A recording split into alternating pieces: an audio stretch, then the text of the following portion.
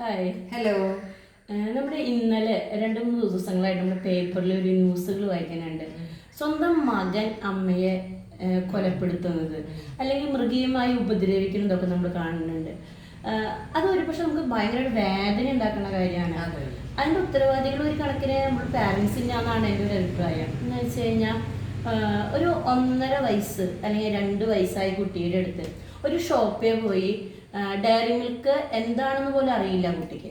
അതുപോലെ കിൻഡർ ജോയ് എന്താണെന്ന് പോലും അറിയില്ല. ഐസ്ക്രീം എന്താണെന്നോ അതിൻ്റെ ടേസ്റ്റ് എന്താണോ അത് കളർ എന്താണെന്ന് പോലും അറിയാത്ത ഈ കുട്ടികളുടെ അടുത്ത് നമ്മുടെ പാരൻസ് ആണ് ചോദിക്കുന്നത്, നിനക്കിതിൽ ഏതാണ് വേണ്ടതെന്ന്. അതൊരിക്കലും പാരൻസിൻ്റെ ഒരു ഇഷ്ടമല്ല അവിടെ അവർക്ക് ഇമ്പോർട്ടൻ്റ് കൊടുക്കണം.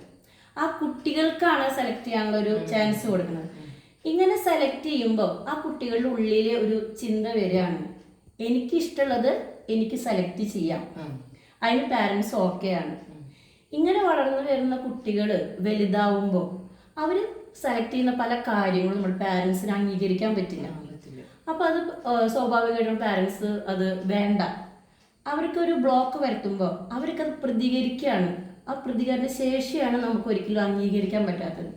ആ പിള്ളേർ എന്താണ് ചെയ്യുന്നത്? സ്വന്തം അമ്മയെ ഒരു മകൻ വെട്ടിക്കൊലപ്പെടുത്തുക എന്ന് പറയുന്നതൊക്കെ നമുക്ക് ആലോചിക്കാൻ പോലും പറ്റണില്ല, അല്ലേ? അതെ അതെ. അപ്പൊ ചെറുപ്പത്തിൽ തന്നെ നമ്മൾ പിള്ളേരെ പഠിപ്പിക്കേണ്ട എന്താന്ന് വെച്ചാല് ചൂസ് ചെയ്യാനുള്ള ഒരു കഴിവ് പാരൻസ് പറയുന്നുണ്ടെങ്കിലും ആ പിള്ളേർക്കും ഉള്ള ഒരു ചൂസ് ചെയ്യാനുള്ള ഒരു കഴിവും നമ്മൾ ചെറുപ്പത്തിലെ തന്നെ വളർത്തിയെടുത്ത് കൊണ്ടുവരണം. അത് പാരന്റ്സ് കൂടി അംഗീകരിക്കുന്ന ചൂസിങ് ആയിരിക്കണം.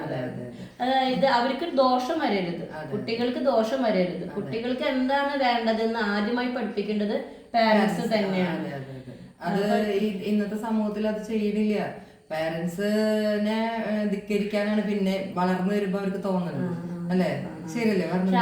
ആ തീരുമാനങ്ങൾ, ആ മക്കളെടുക്കുന്ന തീരുമാനങ്ങൾ ഒരു വളരെയധികം ഭൂരിഭാഗം പാരന്റ്സിന് വിഷമം ഉണ്ടാക്കുന്ന കാര്യങ്ങളാണ്. അപ്പൊ നമ്മൾ ഇനി ശ്രദ്ധിക്കേണ്ടത്, നമ്മുടെ മക്കൾക്ക് ചൂസ് ചെയ്യുമ്പോൾ നമ്മുടെ ഇഷ്ടം കൂടി അറിഞ്ഞു പോയി ചൂസ് ചെയ്യാൻ ശ്രമിക്കാം. അപ്പോഴത് മക്കൾക്ക് എൻ്റെ പാരന്റ്സും കൂടി അതിൽ ഇൻക്ലൂഡ് ആണെന്നുള്ള ഒരു ബോധം ഉണ്ടാവും. അതിനായി എല്ലാവരും ശ്രമിക്കുക, അല്ലേ? Okay, thank you.